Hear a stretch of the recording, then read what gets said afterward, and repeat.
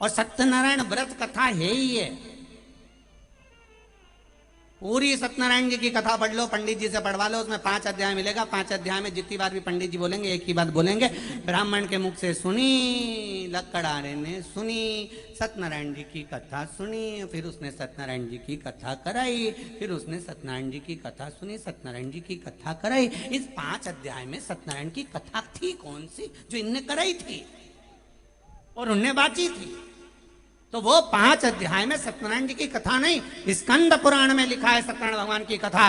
ब्रह्मा जी आकाश मार्ग में गए, भगवान विष्णु नीचे गए, तलातल पताल में जाकर भी भगवान शंकर के चरण नहीं मिले। तब आए, ब्रह्मा जी ने आते से पूछा क्या भगवान आपको चरण मिले? भगवान ने कहा मुझे भगवान के चरण नहीं मिले। बस ये सत्य भगवान विष्णु ने कह दिया था। उस दिन सत्यनारायण भगवान की जय जयकार हो गई। ये सत्यनारायण भगवान की कथा, और जो सत्यनारायण की पोथी में लिखे वो 5 अध्याय इसी का वर्णन करते। तब भगवान शिव ने कहा हे नारायण तुमने सत्य बोला है। 33 कोटि देवताओं ने फूलों की वर्षा करी। कोई केले के खंभ लिया है, कोई कदली लिया है, कोई मेवा लिया है, कोई पंचामृत लिया है। भगवान विष्णु का अभिषेक करने लगे, नारायण नारायण करने लगे, सत्यनारायण करने लगे। तब भगवान विष्णु की पूजन उस दिन से प्रारंभ हो गई। सत्यनारायण भगवान की जय। तब मालूम पड़ा कि ये सत्यनारायण भगवान है, नहीं तो इतना दिन से तो मालूम ही नहीं था। अपन तो पंडित जी बोलता था कि 5 अध्याय में उनने सत्यनारायण की कथा कराई, तो अपने मालूम तो पड़े कि थी कौन सी।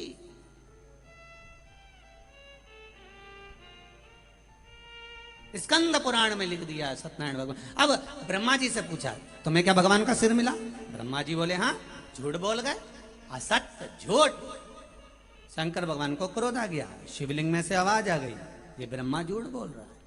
ना मानो तो केतकी के फूल से पूछो। केतकी के फूल ने भी झूठ बोल दिया। शिव जी ने कहा केतकी सुन, मेरे ऊपर बेकार से बेकार फूल चढ़ जाएगा, कांटा भी मैं अपने सिर पर चढ़ा लूंगा, पर तेरे में कितनी भी सुगंध हो, तो कितना भी सुंदर हो केतकी के फूल, तो मुझ पर कभी नहीं चढ़ेगा। अगर भूल से केतकी का फूल शंकर को कोई चढ़ाएगा तो 1000 गौ हत्या के बराबर दोष लग जाएगा। उस दिन से केतकी का फूल शिव जी पे नहीं चढ़ा। केतकी ने कहा गौ माता से पूछ लो। गाय ने कहा ब्रह्मा जी को सिर मिल गया। शंकर भगवान ने कहा गौ माता झूठ बोलती है, तेरा शरीर पूरा पूजा जाएगा, पर तेरे मुख से तूने झूठ बोला इसलिए तू अपूज्य मानी जाएगी। तेरा मुख अपूज्य माना जाएगा।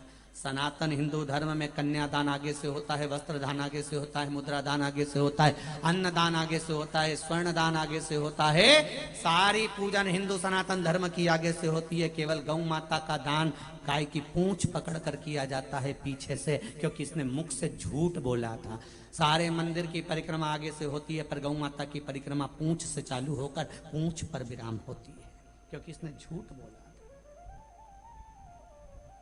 जब वो इतना झूठ बोल गई एक बार, तो उसका मुख को कितना श्राप लगा। तो तुम अपना अंदाजा लगा के बैठो कि जी हो तुम कितना झूठ बोलती हो, कितना।